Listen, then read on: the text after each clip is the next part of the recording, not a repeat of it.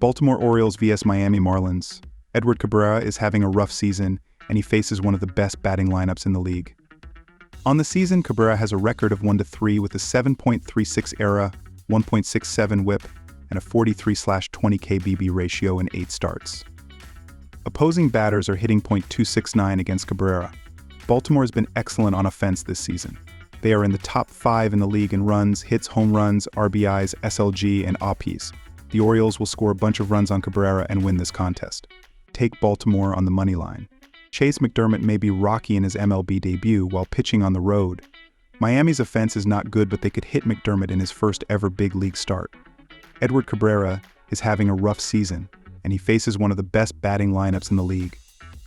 On the season, Cabrera has a record of 1-3 with a 7.36 ERA, 1.67 WHIP, and a 43/20 KBB ratio in 8 starts. Opposing batters are hitting .269 against Cabrera. Baltimore has been excellent on offense this season. They are in the top 5 in the league in runs, hits, home runs, RBIs, SLG, and OPS. This will be a higher scoring game and the over will hit. Take the over, 8.5 runs.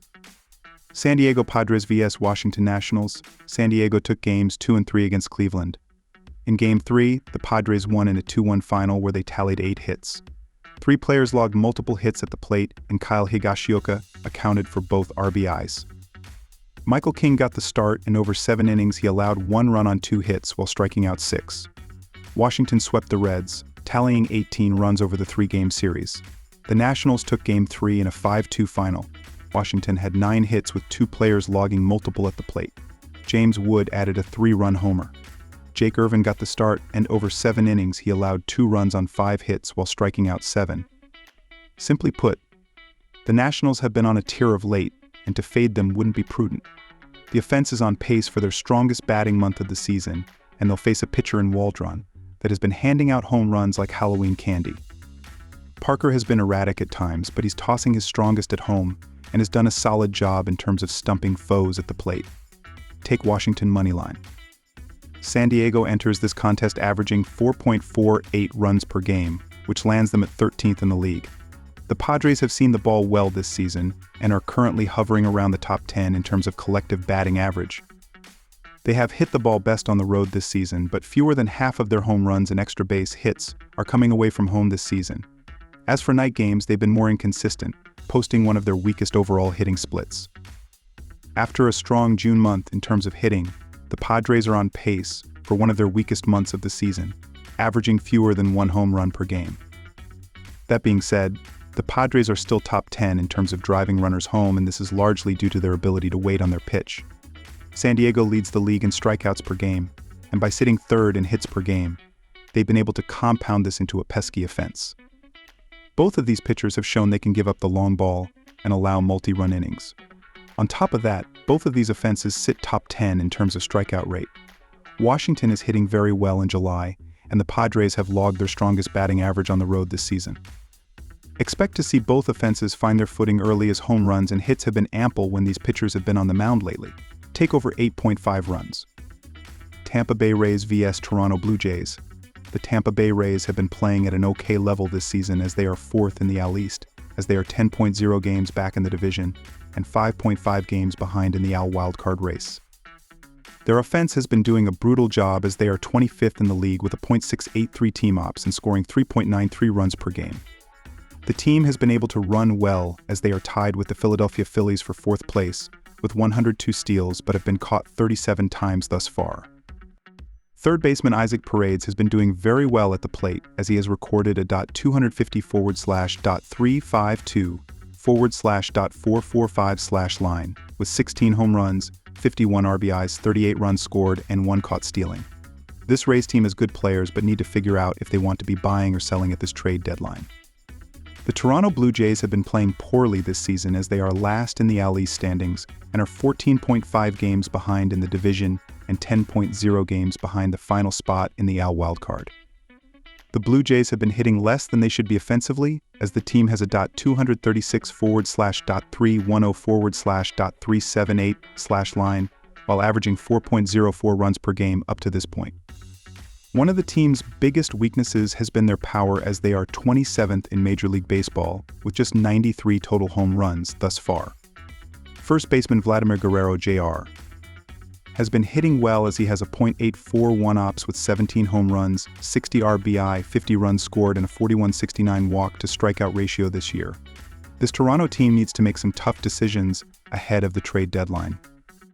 These pitchers have shown a slight difference in the last 7 starts, as Zach Eflin is 2-3 with a 4.14 ERA and a 1.21 WHIP in 41.1 innings, while Yariel Rodriguez is 1-3 with a 3.94 ERA and a 1.35 WHIP in 29.2 innings in that stretch. In the previous 23 games, these teams are on 2 different levels offensively, as the Rays are scoring 3.74 runs per game, while the Blue Jays are averaging 4.7 runs per game in that span. Go with the Toronto Blue Jays to win as a home underdog.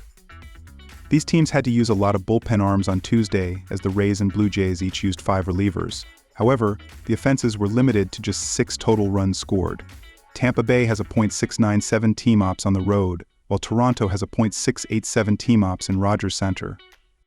Go with under 8.5 runs in this game as the better bet here. New York Mets vs New York Yankees. The New York Mets started 2024 slow, but have turned things around in a hurry, and with an impressive 2-6-2-2 record away from home, they found themselves in 3rd place in the NL wildcard race, just 2.5 games back of the top spot. While the Mets rotation ranks bottom third of the league in team era, their lineup has been rolling as of late, taking the 11th spot in baseball in total offense. And if the momentum continues into the trade deadline, they may be ready to buy big and make a World Series push. A few months ago, the Yankees were baseball's hottest teams, but they've struggled for momentum since that point, with their 2-7-2-2 record at home being enough to keep them in the division race, just 1.5 games behind the Orioles for the top spot. Given the hitter-friendly confines of Yankee Stadium, it's no shock that New York sits no. 1 in baseball in runs scored, while the pitching staff has kept them in games all year long with a team ERA of 3.56, and if both units can get rolling again, they'll be considered a World Series favorite come October. It comes as no surprise that Jarrett Cole taking the mound makes the Yankees the favorite in Game 2 of the Subway Series, but in his last 2 outings against the Mets, he has come in on the losing side. On top of that, the Mets have posted an impressive 6-4 record in their past 10 head-to-head encounters, with the Mets winning their past 3 outings and 5 of their past 6 overall, so expect them to pick up another upset win on the back of their momentum. My team pick is New York Mets to win. Both of these teams bring balanced lineups and pitching rotations to this matchup, but with 2 red-hot pitchers in Manaea and Cole taking the mound alongside a 5-4-1 under in their past 10, this should be another tight, low-scoring affair. For the Mets, the under is 5-5 in their past 10 overall games, with the team allowing just 3 runs a game in their past 5 played on the road, and for the Yankees, the under sits at 5-5 in their past 10, with the team allowing 3 runs or fewer in 6 of those games. Take the under 9 runs.